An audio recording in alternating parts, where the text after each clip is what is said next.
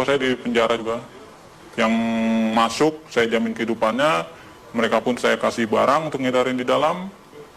Sampai saat ini masih. Jadi memang sengaja dimasukkan memang Dimasukkan untuk mengedarkan di dalam sel. Karena kebutuhan sel tuh banyak juga, sama seperti kebutuhan di luar. Berapa persen dari 100% penghuni lapas itu pakai narkoba? Hampir semua ya. Hampir 75% dan 80% itu pemakai. Berarti sipir tahu dan kalapas tahu dong? Tahu. Itu hal umum.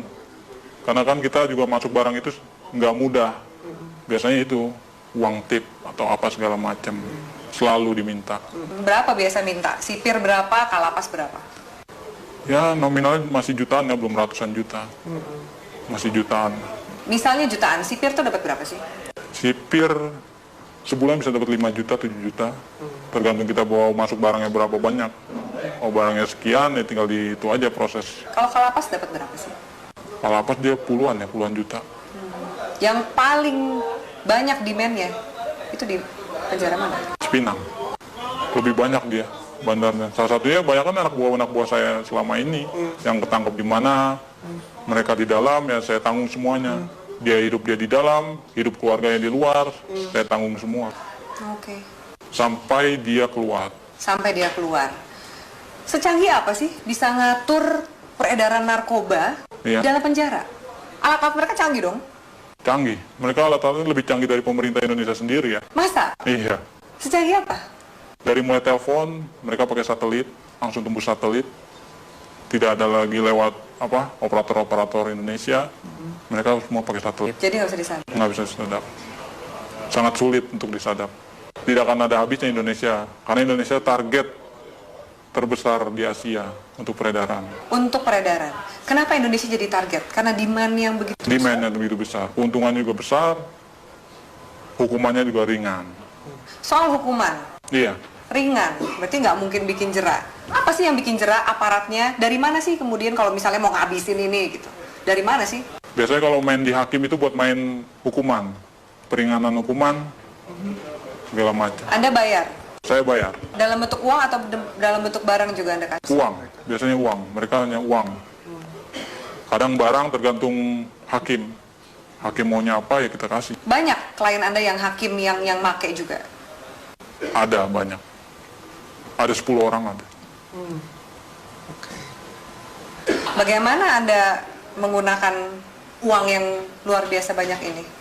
Biasanya Anda menghabiskan untuk apa? Biasanya saya habisin buat pesta-pesta aja. Pesta, saya beli barang, segala macam apa, kebutuhan. Kebutuhan dalam arti ya saya lihat orang-orang kaum-kaum yang kurang mampu juga sebenarnya saya kasih. Beramal juga? Beramal. Tapi kan dari duit seperti itu, duit haram, duit panas. Ya, istilah kata buang sial. Kalau di kalangan itu buang sial, harus. Anda nggak takut ketangkep? Enggak. Karena saya percaya, saya di dalam pun saya dijamin. Dan keluar pun masih ada tempat buat saya. Kecuali hukuman mati ya, mungkin banyak yang kapok.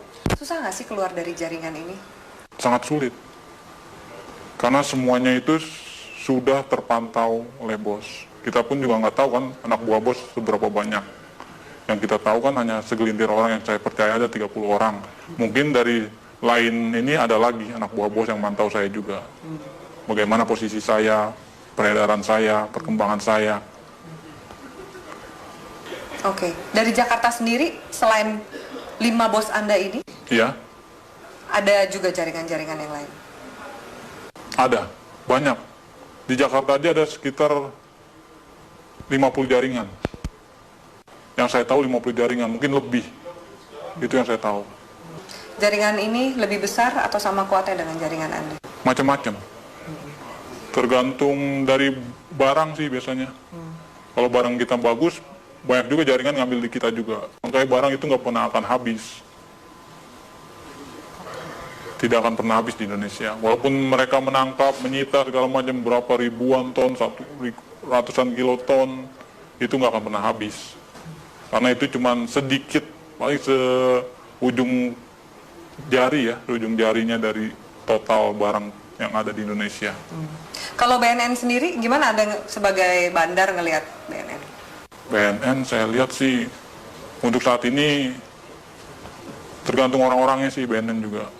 Sama lah sama yang di Polres, Polda, segala macam. Istilah katanya kan orang Indonesia itu hanya butuh duit.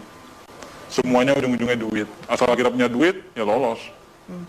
Sampai ke jaringan, kalau kepolisian juga Kepolisian udah hal umum. Udah nggak bisa di ini lagi. nggak mungkin dibersihin. Nggak mungkin dibersihkan. Karena memang aparatnya pun pemakai. Kenal sama bandar, kenal barang, nyuplai barang juga, begitu. Seterusnya. Bea Cukai gimana? Bea Cukai juga mengawasi kan Iya. seperti ini. Bea Cukai ada permainan juga.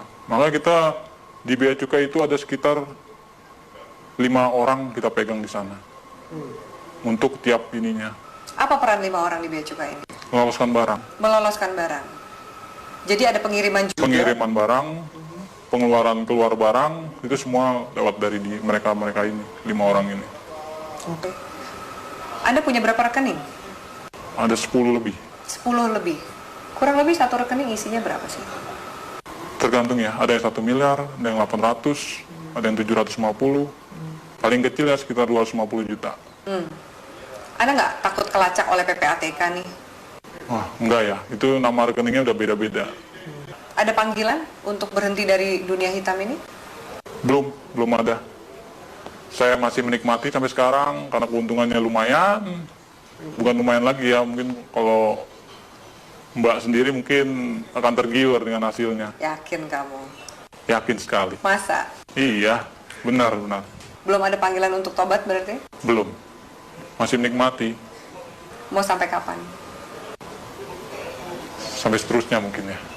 Sampai tunggu panggilan. Orang tua Anda nggak curiga? Tidak ada yang tahu. Teman-teman kecil pun nggak ada yang tahu. Semuanya saya dan kawan saya yang baik saya kenal saja tahu. Apa enaknya punya uang banyak tapi harus bersikap seperti biasa-biasa dan sembunyi dari semua orang? Itu ya konsekuensi. Karena kalau kita terlalu vulgar pun orang akan mencolok. Ini anak kerjanya apa tapi menghasilkan segala macam, itu malah bakal menimbulkan kecurigaan. Baik dari orang tua, saudara, bahkan lain-lainnya bakalan imbasnya ya penyelidikan dan penangkapan. Apakah jaringan narkoba ini juga masuk ke istana? Istana sebagian ya udah masuk. Lewat mana? Itu organisasi lain. Kita belum bisa sampai masuk ke sana. Mungkin ya organisasi ini lebih kuat dari yang bos saya punya. Itu sudah masuk Ke istana? ke istana. Oke. Transaksinya besar? Tetaplah bersama kami di Metro Malam pemirsa, karena setelah jeda pariwara berikut, Metro Malam masih akan kembali dengan sejumlah informasi.